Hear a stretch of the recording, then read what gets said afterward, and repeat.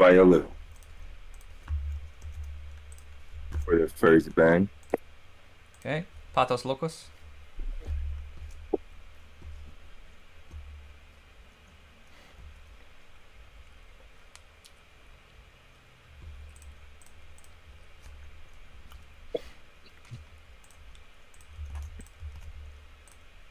Okay. Watchdogs ban. Where can I see, like, where are they putting this stuff at? They're typing in general, but I'm also just putting it on the stream if you just watch stream. Oh, true. Okay, true. Okay. We'll do.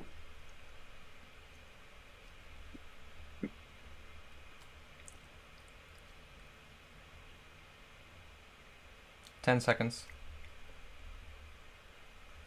Grace.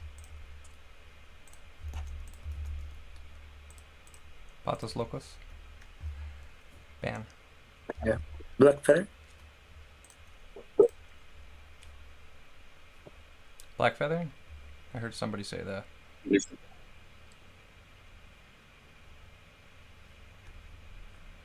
Is that Abraham? I'm paying attention to Abraham only here. Ban Black Feather. Black Feather? Okay, cool. Alright, and then Watchdogs pick.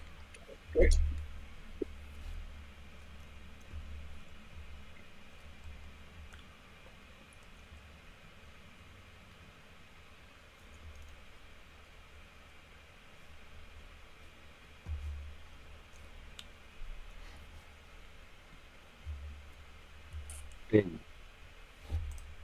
Finn? Yeah, Finn. Finn? Alright, cool. Yes, sir. Alright. Patos Locos pick.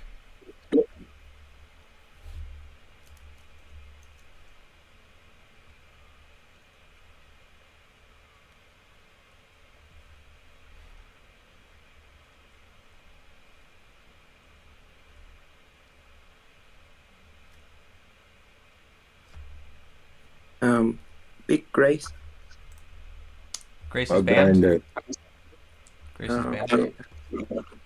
10 seconds. 5 seconds. Ardan. Jordan. Ardan. Big Ardan. Okay. And then Patos Locos ban.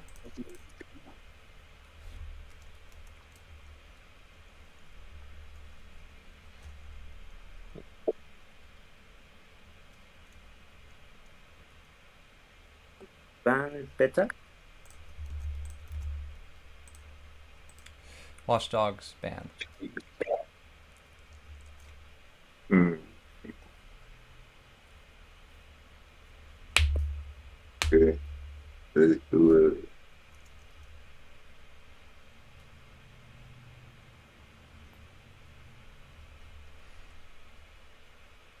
Ban. Ban Sky. Sky. Yeah. And then Watchdogs pick. Adagio.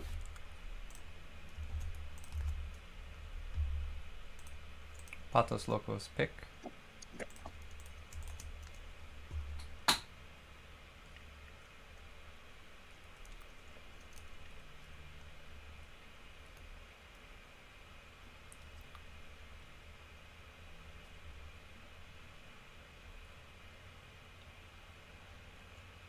Scarf. Big Scarf. Okay, Patos Locos. Last pick.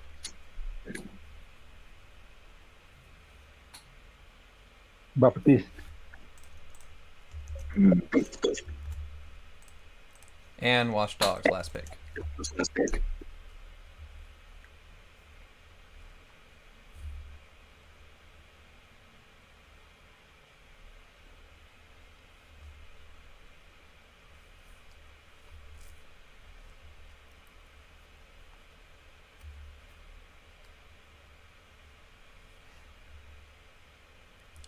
$15 seconds.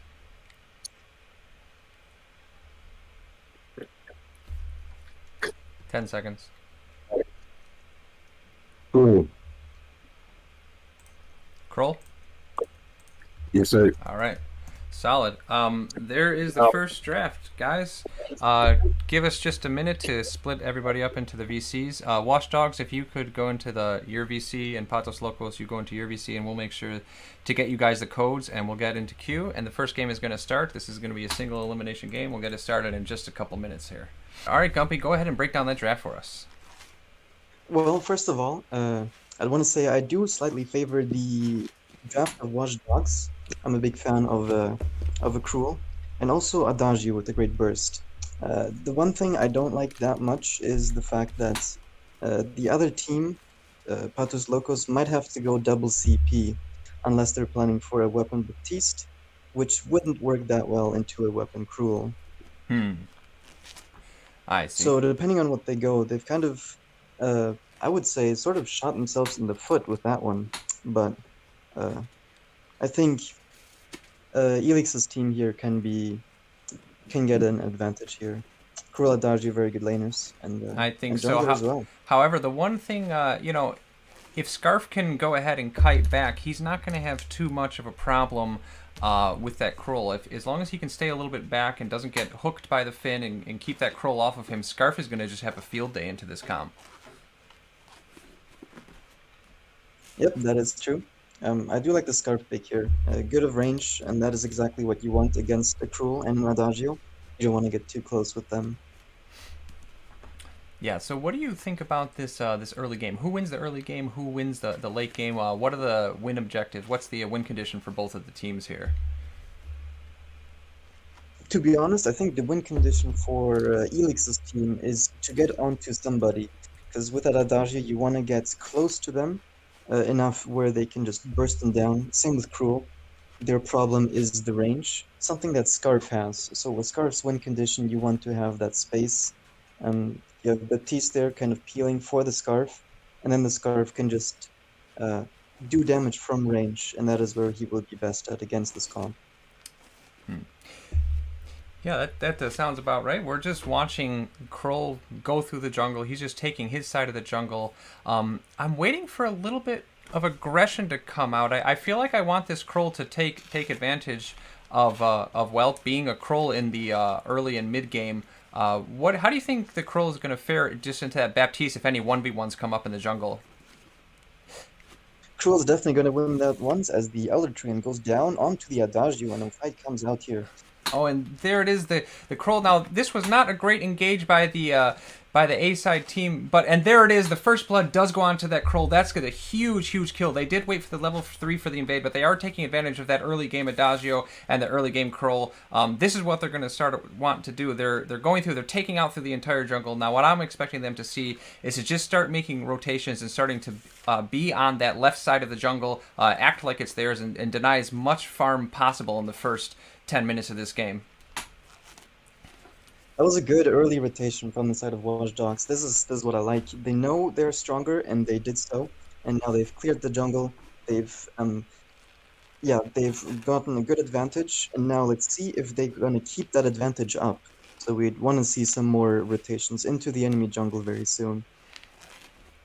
Yep, that's exactly right. And Kroll, right now, he's just taking both sides of the jungle, but you have to expect that, yeah, here it is, rotating down to the center point. I don't even know if they're here to contest this. No, it looks like the Baptiste and the Arden are up in the lane, and they're just going to try to push down that lane and get a little bit of advantage there because they know they're not going to be able to contest a Kroll in the jungle. Yep. So that Elder Treant, again, lots of experience, and that goes onto the Kroll. He's going to have a major advantage as he's taken the backs from the enemy again. And this will give him a nice boost in terms of levels, and he will have no problem going against the Baptiste. And it looks like the Kroll is itemizing a Poison Shiv first. It's kind of an interesting itemization. I guess it makes a little bit of sense against a Baptiste and an Arden, though. Not something you normally see. What do you think about that? Sorry, could you say that again? It looks like the Kroll is going for that Poison Shiv, which is good against the Arden, it's good against the Baptiste, but it's not something that you do normally see onto a Kroll. What do you think about that? I think the Poison Shiv is just fine. It serves both his lifesteal and the attack speed. I've seen it a couple times on Kroll players before. I don't think it's necessarily troll, and it's more about the gameplay, what they do. I think the poison shift here is just fine. All right. Well, Kroll has hit his first giant power spike, and you know, there is a fin to do the body blocking on the side of Patos Locos, but that's just a giant power spike for a Kroll. If he's able to hit that sword onto any of the two other, sorry, the fin is actually on the side of Watchdog, so there is nobody to block that. If he's able to hit that sword onto somebody, you'd be able to just burst them down and get a kill. There's not going to be much that the Patos Locos can do about it. Let's see if the Watchdogs team will go for Gold Miner. Yes, and there they do. They know they have the advantage, and yes, this is a very good decision from them. Start the fight, see what they can do, and try to last hit this miner as well. With the smite of the Cruel, he will try his best what he can. And there it is, a giant fight is breaking out. The Baptiste does get the Ordained onto the Kroll, so he can't follow up, but the Scarf has already go down. The Scarf went for a giant Dragon's Breath, but from Hell's Heart came out and stopped the Dragon's Breath mid-stroke. The Adagio laid down his ultimate, and ultimately they got a kill. They got the gold mine. This is starting to look very, very bad for the side of Patos Locos. Very good verse of judgment as well from the Adagio, gotta say. That was a lot of damage done onto all three of them. And, yeah, so far, Watchdogs playing exactly as they should. They played very solid, convincingly, and honestly, at this point, if you are the side of Patos Locos, you'd want to be more careful with your positioning, because getting caught out could be extremely easy and dangerous, considering the Cruel that is now fed. Yeah, that's right. So, like, at this point in the game, Gumpy, it's looking like the side of Watchdogs is already kind of pulling ahead in a big way. I didn't see the gold lead right there. There it is. It's about 4K gold lead. What does Patos Locos have to do in order to get back into this game? Have to try to, well, not die. Not that. Right now. So, yeah, not that. What they have to try to do is try to get a kill. Now that the bounties are wrapping up on the side of Watchdogs, they want to see if they can get this, like, that one caught out and capitalize on a mistake if they do one. No, and there we go. You know, we did see the fear come out from the Baptiste. I'm not sure if that hit anybody. A verse of judgment is coming out. Not exactly sure why. Maybe that's just to secure. Kroll is just doing whatever he wants in the jungle. That's another jungle rotation taking for the side of Watchdogs. And let's see. Yep, they're going right back onto the gold mine. This is going to be about another, hard to say, 200 plus payout for each member. Yep, very good decision again. They have the damage, they have the smite. There we go. The fight breaks out, and the gauntlet is dropped. The gauntlet goes down. It doesn't do anything. That's a 90 or 100 second cooldown for the Ardent. Just an absolute giant cooldown. It's a complete waste. It doesn't do anything at all. 213 each goes on the side of Watchdogs. Kroll's just going back and taking more. Adagio's in the mid game. He has an infusion. This is starting to look like a pretty big snowball. Yep, a pretty clean game so far in terms of deaths. Nobody has died on the side of Watchdogs. But I would like to see them be more aggressive in the enemy jungle. They have that advantage, and they should be living in their jungle constantly. So let's hope we see some more aggressive play on that. That's right. Perhaps something that the upcoming teams can take a little bit of a note of. If you're getting almost 1K a minute ahead, you need to be staying just completely in the enemy team's jungle. You shouldn't even give them an inch of space outside of their base if you're this far ahead. Yep, very solid. So now, with the turrets being gone, I would like to see more rotations towards the sentry, which I think is happening very good. There we go. A And big here is, fear. It looks like the happening. fear does not hit again, but the Kroll does engage. He has that slow built into his kit when he's hiding in the bush. That's another kill going down onto the Baptiste. Kroll is now 2-0. Kroll is just absolutely diving underneath the turret. His teammate is pinging him to be careful. The Scarf, Dragon's Breath comes out, but it does just absolutely no damage. He doesn't have enough levels built into it. It's only a level 1 ult since he's 8. Adagio is absolutely chunking down the Scarf. 2 basic attacks took down a third of his health with those empowered basic attacks from Adagio, and the fight stops. Only the Baptiste goes down, and it looks like this is going to be another gold mine. Yep, cute damage coming out from a Scarf. That was just a tickle damage at this point. And Watchdogs doing what they're supposed to do. Another gold miner, easy gold for the whole team. And eventually, right, this should be, if they keep playing like this should be an easy game. Yep, it's looking like that this is going to be an easy game as it's going so far. Again, they're not being quite as aggressive as perhaps they should be, but on the other hand, maybe they're just being a little bit careful. They're already so far ahead that at this point they can just get a couple more gold mines, get the Kraken when it comes up, and probably hope to push the finish within that first Kraken. Yep, so if you're on the side of Patos Lukos, you want something different. You want to catch somebody out, and you don't want to die, and you just want to get that bounty. At this point, the bounty is probably at least in the 500 or 600s, maybe even 1,000, and just one death from the Watchdogs can bring them right back. That's right. But Kroll just walks right into that scarf goop. You can see it doesn't even affect his health bar at all. He gets the healer, and he's just right back to where it is. It looks like they're going to try to catch somebody out.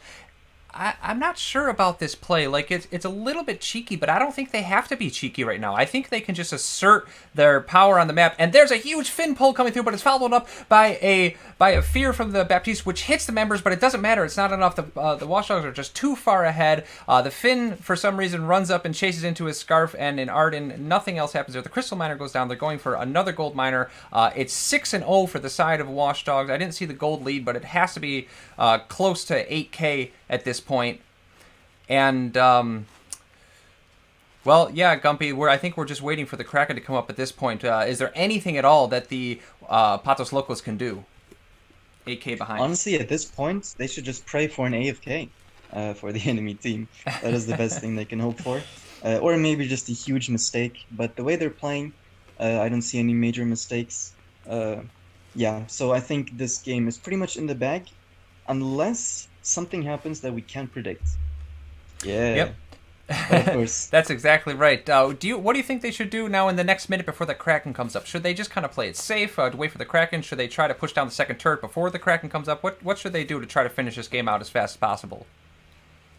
Well, actually do what they're doing right now. Just take the gold miner again.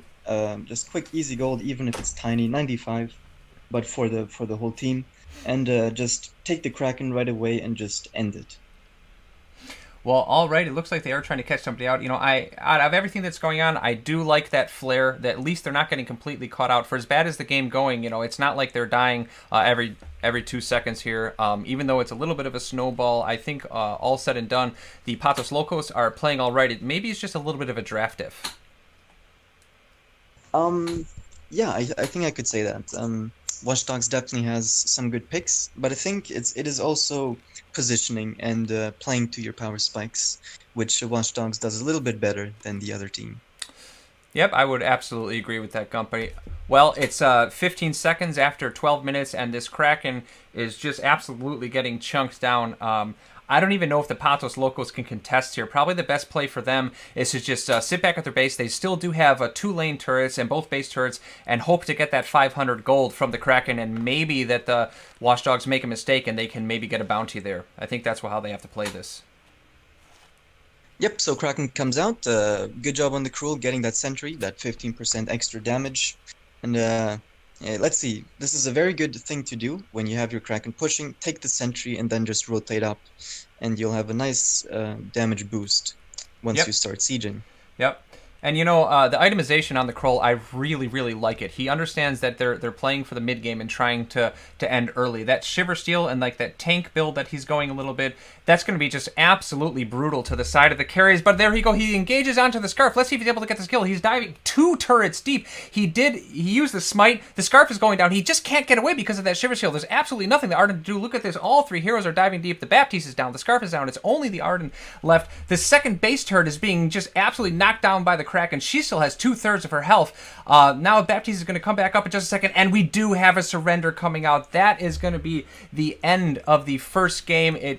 Patos Locos are going to go out of the tournament, and the Watchdogs are going to take the first game of the tournament, and they move on to the round of 8. All right, very well played from Watch Dogs, gotta say. Clean game, 0-8. Yeah, GG's. Alright, well, Ben Viola. Jerry Turtlechick ban.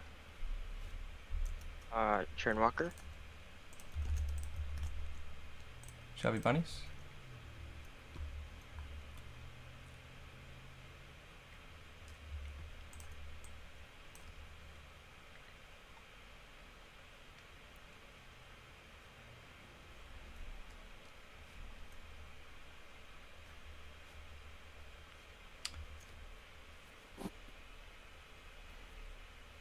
Chubby bunnies, 15 seconds.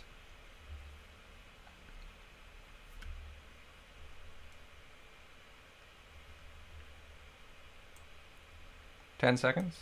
Lance.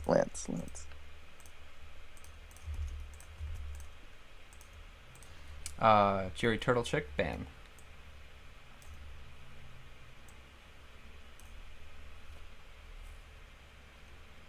Sky. Sorry, rhyme.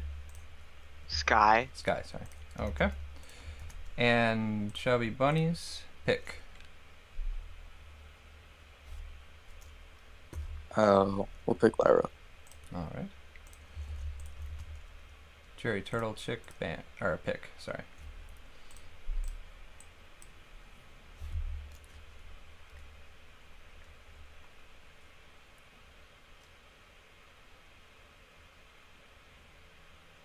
Grace. And Jerry Turtle, ban.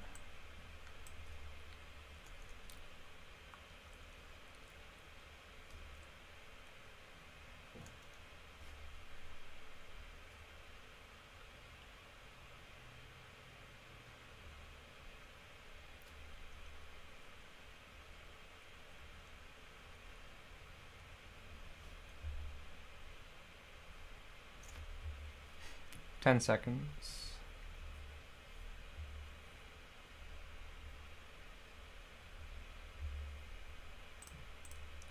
Five seconds, Jerry Turtle. Alright, looks like we are having a blank ban. Chubby bunnies, on to you.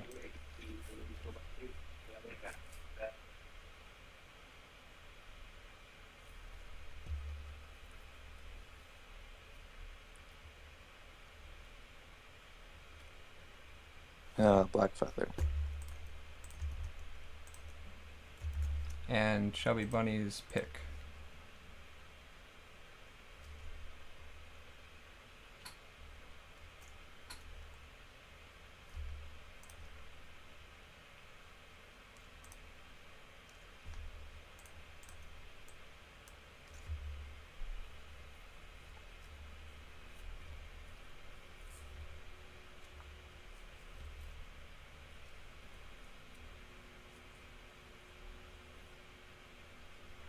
Chubby bunnies, 10 seconds. Kinetic, Samuel. please. Samuel. Yep. All right. And Jerry Turtle, pick. Kinetic. And Jerry Turtle, last pick.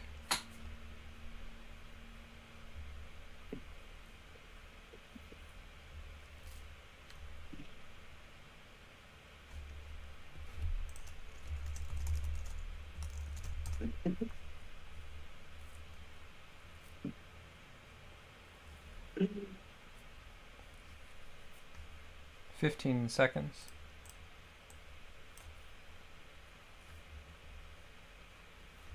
10 seconds. Ashka. Alrighty, and Chubby bunnies, round it out for us. Silver now. All right. So, as mentioned before, I really do like the NZO's team. The Samuel, Sylvan, and Lyra is a very nasty comp, and getting onto somebody and sticking to them is going to be quite difficult. Mm-hmm. And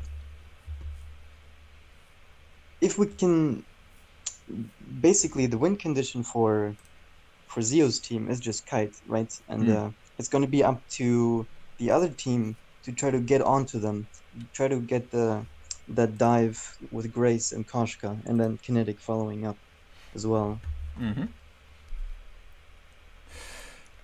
Yeah, so who do you think that the early game goes to either side? Who should be aggressive in the first 5 minutes of the game here?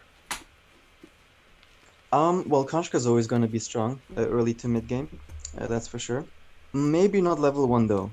She might be quite weak compared to the likes of Samuel and the Lyra.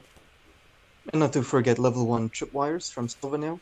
I think the draft is superior from Choppy Bunnies. I'm going to have It's to really gonna- agree with you on that, Gumpy. It just, especially with that Silver Nail, if you can get well-placed tripwires onto that Silver Nail, on the threes map, they're just so big and disruptive. And here we go, the fight is breaking out. It looks like we have a low Grace and a low Kinetic, so it looks like the side of Zio's team, the Chubby Bunnies, are able to be a little bit more aggressive right here in the beginning. Kasha's going in trying to fight level 1. I'm not sure how I feel about that. Usually you wait until level 2, and down goes the Kinetic that early into the game. You hate to see somebody die in the first minute of the game. Yep, and here we can see, right? They try to get onto somebody, but Chubby Bunny's kiting really well and doing damage while they backtrack. And Grace narrowly escaping. Will she go down to the train? No. Ooh, that was very close. So close.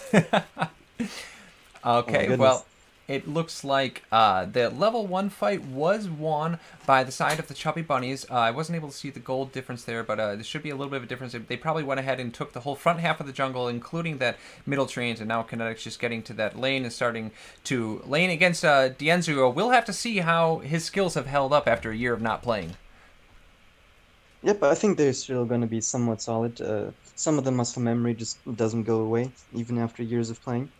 But I think just they have the draft on their side, so whatever they don't have in mechanics or rust or whatever, they're still going to be able to do just fine. Yeah, that's right. And I'm kind of curious to see if we're going to see who's going to go weapon and crystal. Are we going to see the weapon power Dianzio on the silver there with a crystal Samuel in the jungle, or maybe we'll see a weapon Samuel come out? That would be interesting. What do you think is going to happen here in terms of that, Gumpy?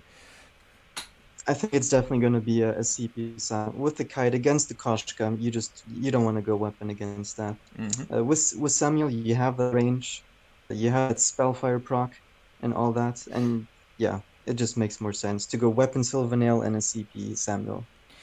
Well, we do see the side of Chubby Bunny is able to just push in this giant wave, and that means that Dragon here in the lane with the Kinetic is having to stay in lane for almost an entire extra minute, while the side of the Chubby Bunny is able to go through the jungle, do pretty much whatever they want, take the front half again, take the middle treants, maybe they're sharing gold with their carries on the backside, and just look at this, now a 3-man rotation into the lane. Yep, that is a lot of pressure. Look at that. Look at how much distance they can have. Bulwark with the Samuel. This is just a well placed. Here comes Neon with the Drifting Dark, and his perk is able to chunk down the Kinetics. Grace is trying to recall. Kinetic is half health. The only one that's low is the support Nico on that Lyra for the side of Chubby Bunnies. Koska is trying to go on to take a little bit of advantage of this early game, and Nico almost goes down, but it's just not quite enough damage. She walks away. Dianzio is still completely full health, and there's Neon underneath, and the Kinetic gets killed underneath the turret. It really feels bad. Yeah, they had no vision in that bush. You didn't know if Samuel was still in that bush, as he was, and that is another death from Kinetic. So not really what they want to see there on that side. Difference almost 2k already. That's so right. we see slowly but surely, we see that the game taken over by Choppy Bunnies. So far, it's looking like about 500 gold per minute. Interestingly enough, that is a little bit less than the gold difference that we saw in last game. But I'm expecting that the Chubby Bunnies, being old pro players, to really know the macro and know how to just extend any little advantage they get into the win of the game. Yep, especially now, Koshka, you see her invading, looking for something. You know Koshka is strong, especially in this sort of time. And this is where it's going to be most important, because if she does not get ahead, then she will really fall off late game, and then it's just game over. So that's why she's doing the right thing. She wants to go into the enemy jungle and steal stuff, and maybe get a kill.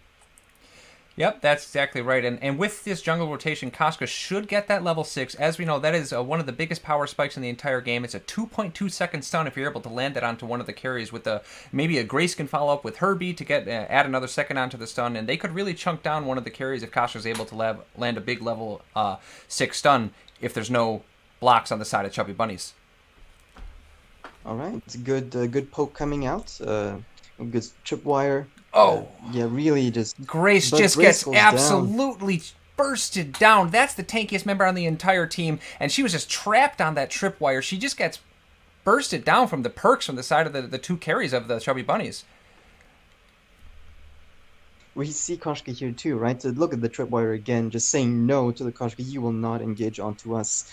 And Lyra still having a bulwark as well. A Grace giant getting sleep blocked. comes through, There's and just finally nothing we they get can the do. stun coming through the Koshka, but she was already super low when she went on it, and now it looks like Kinetic is going to go down. The only one left to go down is the Grace, so she's going to try to slowly walk away. It was an absolutely great tripwire placement, as you said, Gumpy. It's 5-0 for the side of the Gumpies. It's a 5-minute turret. Is there a saw in this game? What is going on?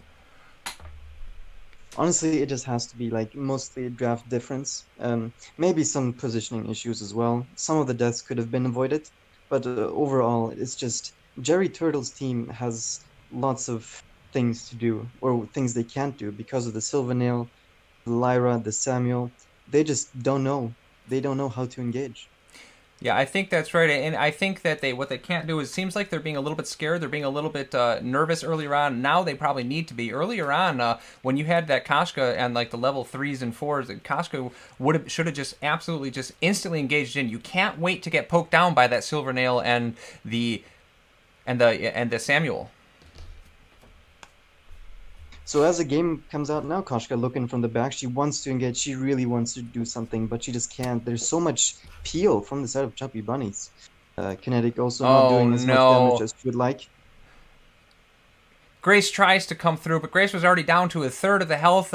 You had the Zeon, the Silvernail, just use his ultimate and stunned the Kinetic against the wall. Now the Koshka's getting killed underneath turret as well. That's both carries going down. This is probably going to be another turret just 2 minutes after the first turret goes down.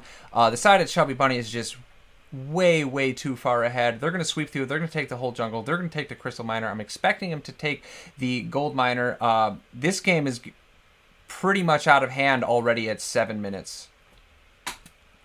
Yep, at this point, Koshka is gonna fall off because she's already behind. Giant sleep comes now through. It's only up to the... And can Kinetic get a kill? She's just focusing down Ian, but no, she can't quite get there. That's going to be an ace for the side of the Chubby Bunnies. Yeah, that is just unfortunate. 10-0, 7k difference, almost, well, pretty much 1,000 per minute. And Chubby Bunnies got it well underhand. Good draft, good positioning, good team fighting. They just play it pretty cleanly. And there we go. That's the gold mine. That's going to be 1,200 more gold, just expanding that gold difference. You can just see how passive now the side of the Jerry Turtle chick is playing. It almost like they've already resigned themselves to losing this game. But I'm not sure there's much they can even really do. At this point, the win condition has to be Kinetic. Koshka is not gonna carry late game, especially now with all the tripwires, the bulwarks, and the Samuel drifting dark. So who do they need to engage on, Gumpy? Back, And who do they need to engage honestly, on the Chubby Bunny? Wow, look at that Samuel just poking down with his A. That was just a single A and a single perked basic attack, and the Kinetic's health is down by 75%. well, they'd have to engage onto the Samuel or the Silvernail, right? But I don't know how, because Silvernail has that great anti-engage with his ultimate, and then Lyra's always there healing them. Grace does go in. She tries to engage, but instead she's just getting absolutely bursted down. The whole time Koshka's just walking back and forth. I'm not sure what she's doing in that lane. She's trying to maybe be a little bit distracting, but she's not going in at the same time. She waits till both of the teammates back off, and then she goes in. This is going to be the Kinetic also going down. The side of the Chubby Bunnies took both carries down. It was a very messy team fight for the side of the Jerry Turtle chick, and it looks like it's going to be an ace. Another turret's going down. Gumpy, what do you think happens? Do they finish this game before 12 minutes? Perhaps, I think, if they push far enough, it's definitely possible. But I wouldn't mind if they just played a little bit safe and just got the Kraken and then just ended it as well. But honestly, yeah, it's just up to them what they want to do. They're so far ahead, and they have bounties, so they need to be careful. Because if they do die, that's a lot of bounties going to the side of Jerry Turtle. Yeah, but I think the game is most likely over at this point. Well, I think that JTC, Jerry Turtle Chick, is just going to have to hope. You can see a lot of the frowny face pings coming out. They're not feeling too good. They're trying to figure out what they can do in order to win this game. Kinetic is still working on her second item, but she has a whole bunch of tier 2 items. It's a little bit strange. Another team fight is breaking out. The Grace is trying to engage. The Koshka, again, is just walking back and forth. She's not following up with that Grace. When that Grace goes in, the Koshka has to go in. They have to focus down one of the carries, but instead it's just one by one, and they're being picked off. Yep, there's just nothing they can do. They're so far behind in terms of damage that even if Chubby Bunnies makes a mistake, they can just make up for it in just raw damage. And there we go. That's another gold mine going to the side of the Chubby Bunnies. Kinetic here is trying to poke a little bit, but D'Enzio's so far ahead. Well, it's a straight 1v2. D'Enzio really lands his block. It was very clean. He didn't even need any help from his team. It's looking like the Chubby Bunnies are getting to the point where they can just 1v3. Each one of their players, their carries, can just 1v3 the enemy team. Yep, indeed. Yeah, there we go. We see this could probably be the end here. Depends what they will do. Yeah, they're pushing. This is the correct decision to do. There's just nothing Jerry Turtle can do. Chubby Bunnies played this game really well, very cleanly, good draft, good positioning, good everything. There we go. Yeah. They're just absolutely marching down the base. The Grace is trying for one last time, and finally Koska lands a stun. It's the first stun landed by Koska in 11 minutes, and there we go. The Silver Nail does go down. That's a giant bounty. It goes on to Kinetic, exactly the hero you want it to go on, but is the Lyra able to take down the Kinetic? And she is. The Lyra takes it down. It's not who you want the kill going on to, but it's better than not getting it all, and it looks like Grace is going to be able to get a kill onto the Lyra as well. This is maybe just a small mistake from the side of Chubby Bunnies. Is this going to be enough to turn around the game, Gumpy? Well, it's definitely the right way to go. This is the comeback they wanted. 1,000 gold plus the 500 bounty that you get for the assist. So that's 1,500 gold just from D'Enzio himself. And the game might still be over with that amount of gold difference. It could still well be. But if they want to come back, this is the way to do it. Well, it's still a 10k gold difference, Gumpy, but they were trying to end the game right there, and now they're going to have to play for one more Kraken fight. The side of the Jerry Turtle chick lasted just long enough that one more fight can happen. There we go. There's a fight, and here it is. I think. Yeah. Ooh. It's breaking out. Costco's a little bit overextended. Oh no! And Kinetic just gets caught out trying to save the teammate. It was the right idea, but wrong execution.